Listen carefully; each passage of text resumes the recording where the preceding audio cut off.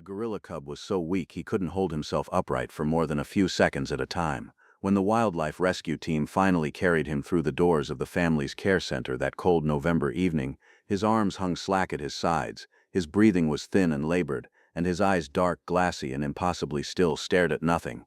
He weighed just over 4 pounds. The veterinarian who had driven 2 hours to assess him kept her voice calm and measured, but the look she exchanged with the family told a different story. Nobody in that room was talking about miracles. They were only quietly wondering whether this little creature would still be breathing by morning. His name was Kibo. He had been found deep inside a forest reserve, clinging to his mother's body. By the time rescuers reached him, he had been alone for 3 days. The trauma was severe. He was dehydrated, malnourished, and emotionally collapsed in a way that the family had rarely seen in any animal they had cared for. He refused the first bottle of formula. He turned his face away from the second. He flinched at gentle hands and showed no interest in warmth or comfort. He simply lay in his blanket-lined basket, eyes half open as though the effort of being alive had already grown too great. Would he make it through the night? The family had fostered injured and orphaned animals before. They understood that survival in these first hours was never guaranteed. But there was something different about Kibo's silence. It wasn't just physical weakness. It was as if some part of him had already decided that the world was no longer worth engaging with. And that more than the dehydration, more than the weight loss, was what frightened them most. That same night, while the family sat quietly nearby watching over the cub, the house's other resident made his entrance. Max was a 7-year-old golden Labrador, steady, unhurried, and possessing that particular brand of calm that only truly gentle dogs carry naturally. He had seen new animals come through the home before. He knew better than to rush toward them or push his luck. But when he rounded the corner of the room and caught sight of the small basket and its trembling occupant, he did something that stopped the entire family cold. He didn't bark. He didn't sniff aggressively or circle with excitement. He walked slowly across the room, lowered his body to the floor a respectful distance away from the basket, and simply lay down beside it. Why did the cub ignore every human that night, but not the dog? Nobody could explain it in that first hour. But something in Max's stillness seemed to register where nothing else had. The cub, who had flinched at every gentle human touch, didn't flinch at Max.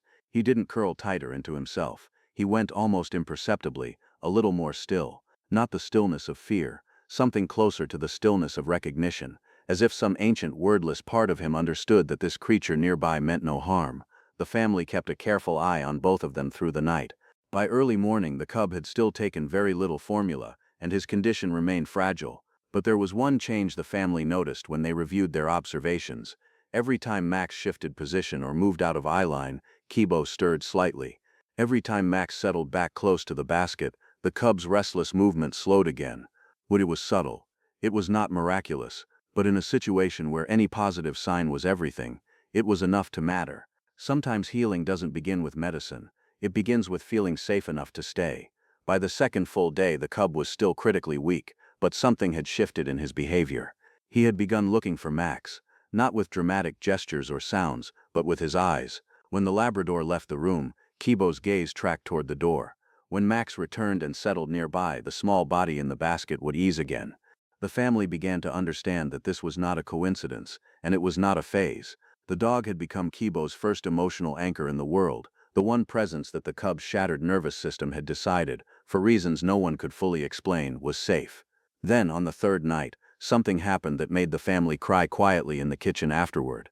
The cub, who had still resisted being held, who still turned his face from offered hands, reached out in his sleep and rested one tiny hand on Max's paw. He didn't wake. He didn't pull away. He simply rested there, fingers loosely curled against the dog's warm fur, and for the first time since arriving, he didn't look like an animal bracing to disappear. He looked, in that small fragile moment, like something that might actually choose to stay. The Labrador wasn't just being friendly. He was changing the cub's will to live. The veterinarian returned the following morning with cautious optimism. Kibo had taken more formula during the night. His vitals were still concerning, but the downward slide had stopped. She was pleased, but she also sat the family down with a warning they hadn't fully considered yet. Even if Kibo survived the physical crisis, she explained, emotional trauma in young primates could quietly derail everything that followed. A cub who never fully trusted again would struggle to eat properly, to bond with caregivers, to develop the confidence he would eventually need. The early emotional environment, she said, mattered just as much as the medical care. The family looked over at Max lying peacefully beside the cub's basket, tail occasionally sweeping the floor, eyes half closed and content.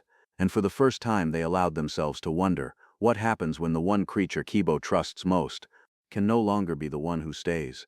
The weeks that followed were not a straight line toward recovery. There were bad days, mornings when Kibo refused to eat, afternoons when he retreated deep into his blanket and wouldn't engage with anyone. Progress in rescued animals rarely looks like a clean upward arc. It looks more like weather, unpredictable, sometimes frustrating, and occasionally breathtaking in its sudden shifts. But through all of it, one thing remained consistent. Kibo's relationship with Max continued to deepen in ways the family hadn't expected and couldn't have planned for. The cub began copying the dog. Not consciously, not dramatically, but in the quiet, absorbing way that young primates learn from anything they trust. When Max stretched out in a patch of afternoon sun by the back window, Kibo would crawl beside him and lie in the same direction. When Max moved toward his water bowl, the cub would follow and peer in curiously. When Max trotted toward the back door, Kibo would hurry clumsily after him, arms swinging, determined not to be left behind. The cub wasn't just attached to Max. He was learning how to live through him. The family's home slowly transformed around the pair of them. Max became unusually attentive, hovering close during Kibo's nap times, lifting his head immediately at any small sound from the cub's corner of the room. He was not anxious about it. He was simply present in the way that certain dogs become present around beings they have quietly decided to watch over. The cub, in turn, grew bolder by degrees. He began reaching for toys left nearby. He started exploring the low furniture, pulling himself up and investigating surfaces with increasing confidence. He stole Max's blanket on at least 3 separate occasions, dragged it to his own corner, and refused all negotiations.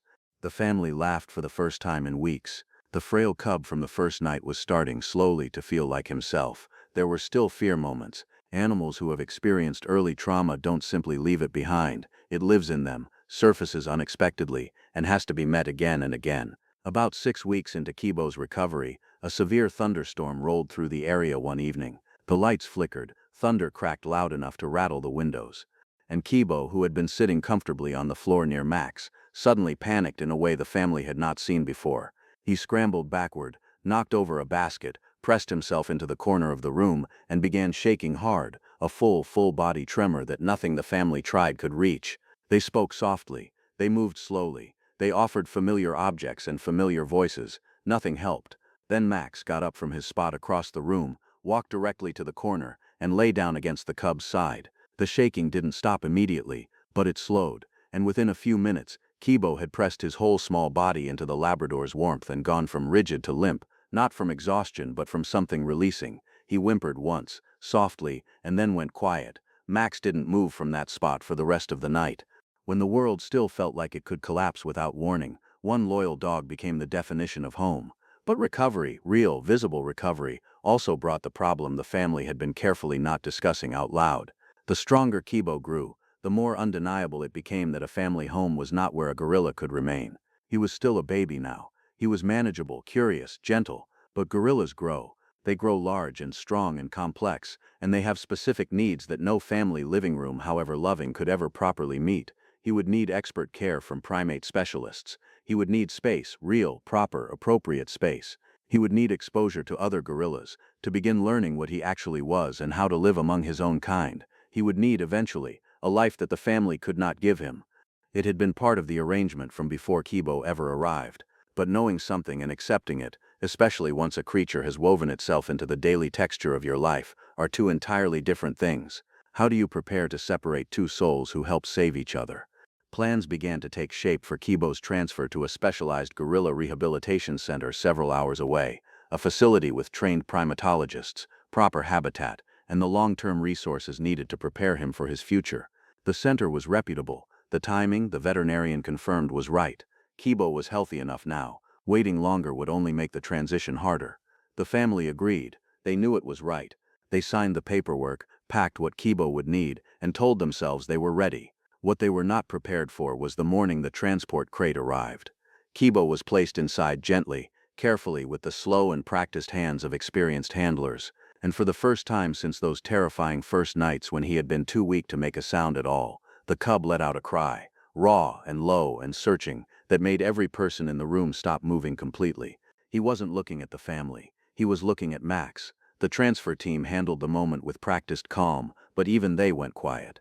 Max had come to the edge of the room at the sound of the cub's cry, not barking, not frantic, just there. His tail was low, his eyes were steady on the crate. He paced once toward it, and then stopped, as if he understood that pressing closer would only make this harder for both of them. Kibo reached one hand through the crate's wire mesh.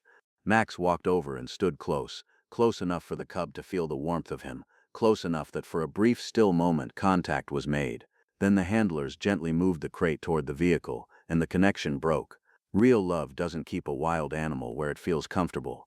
Real love prepares it for the life it actually needs. The goodbye, in the end, was not long enough to feel finished, which is probably how most necessary goodbyes feel. The family stood in the driveway until the vehicle was out of sight.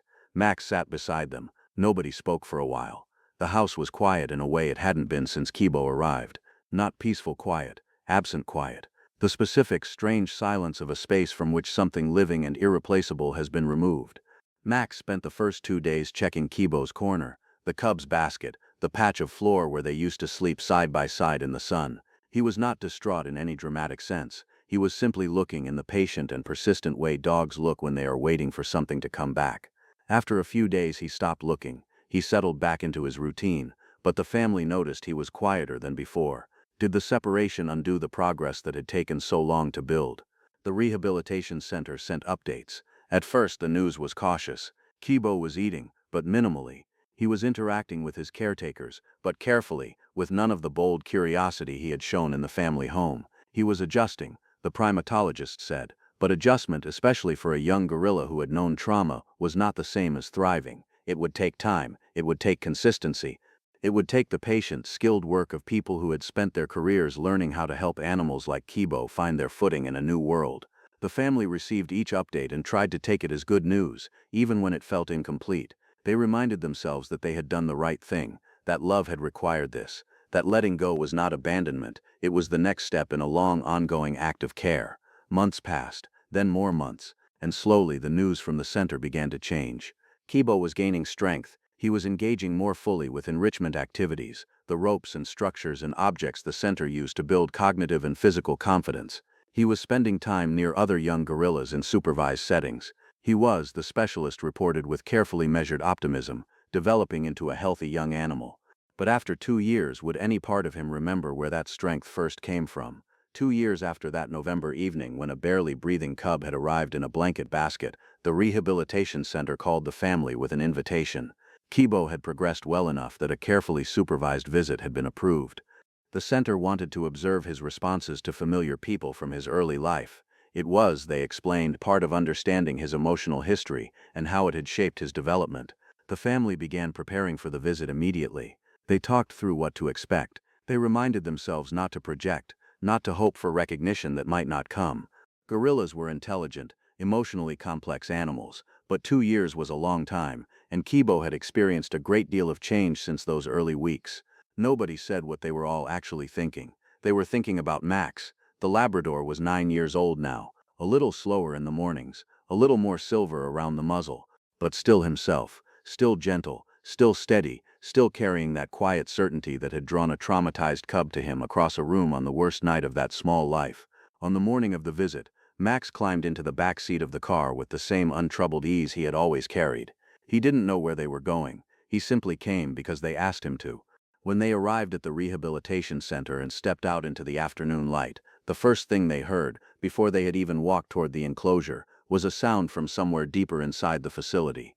A low, searching vocalization that the family had not heard in 2 years. One of the center's staff members looked up, surprised. "He doesn't usually do that," she said quietly. "Not for visitors." The enclosure was large and carefully designed. Climbing structures, ropes, shaded areas, open ground. The young gorilla who stood on the far side of it bore almost no physical resemblance to the 4-pound creature who had arrived in a blanket basket 2 years before. He was bigger, broader, and moved with a confidence that had been entirely absent from those early weeks.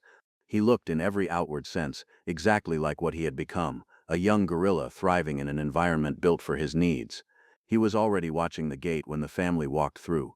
He saw them, and his body language shifted into something alert and curious, but not quite settled. He looked at the family members, one by one, with the careful attention of an intelligent animal sorting through information. Recognition flickered. He moved a few steps closer. Then he stopped. And then Max stepped forward.